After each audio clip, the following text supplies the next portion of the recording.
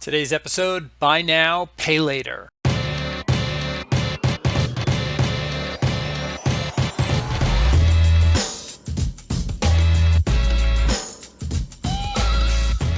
Americans are racking up phantom debt with these buy now, pay later schemes.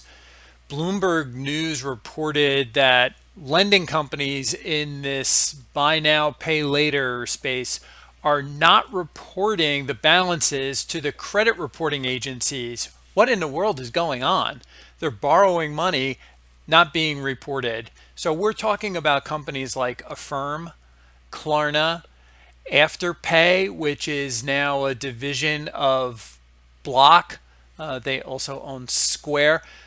These companies are not reporting balances to Equifax, TransUnion, or Experian. I don't understand how this is even possible. Uh, Apple offers a service called Apple Pay Later. Maybe you've seen it. They just began reporting balances to Experian just in this quarter, in the first quarter of 2024. If you're not familiar with buy now, pay later companies, understand that you'll usually see them when you're when you're buying something online and you're going to check out, and they'll offer you, hey, make this in 4 payments. If you make it in 4 payments, there's no interest or no additional cost. So again, if you make the payments, you make the 4 payments, it's no interest, no problem. Problems begin when you start to fall behind. And why might this be a problem? Well, there's three different reasons. The first is no one, banks, credit agencies, they don't really know how the consumer is actually doing. The Bloomberg News article called this a financial blind spot. That's a good analogy. This really masks the complete picture of the consumer, of household finances.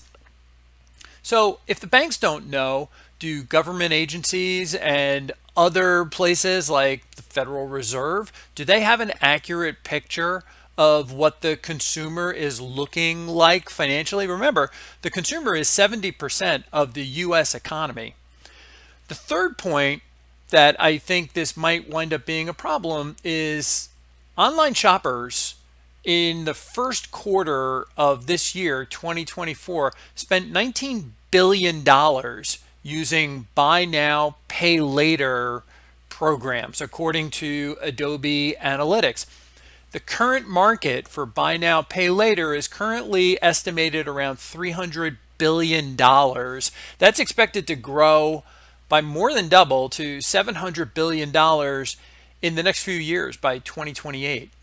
So let me give you some back of the envelope numbers. Americans already have $1 trillion, $1 trillion in credit card debt. That's nominally the highest balances we've ever seen.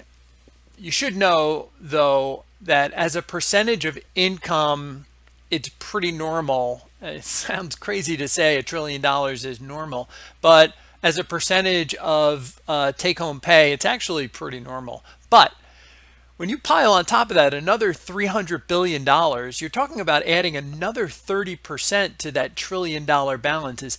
We don't know if the numbers are that good anymore. Now, what brought attention to all of this was a survey done by Harris.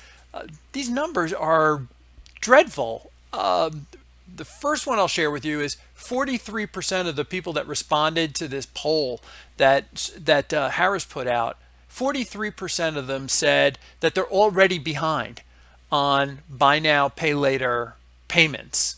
And 28% of all of the respondents to the survey are already delinquent on other debts like credit cards. 23% of the respondents, almost 1 in 4, said they couldn't afford the majority of whatever they bought without splitting up the payments. That's a bad sign.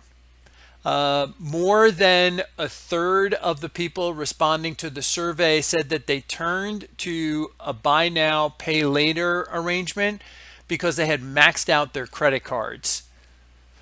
Okay.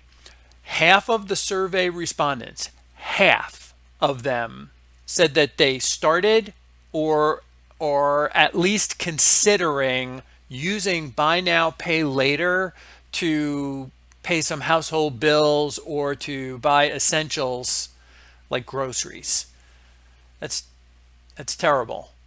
I'm not making a statement about anyone who's using buy now, pay later. That's not what this video is about. People got to do whatever they need to do to make ends meet, and we've all been at points in our lives where we need help or we need time to figure things out. What I am saying with this video is that somewhere down the road, there's likely going to be a negative surprise in the buy now, pay later scenario in that universe or in the financial sector, and everyone's going to act astonished or surprised. I can't believe people are going to be surprised when they start to get early warning signals like this. I'll also close by saying, if you know someone that's in a jam, get in touch with me. I'd be happy to talk to someone if they need some kind of help in figuring things out. That's the message for today's video. Thanks again for tuning in.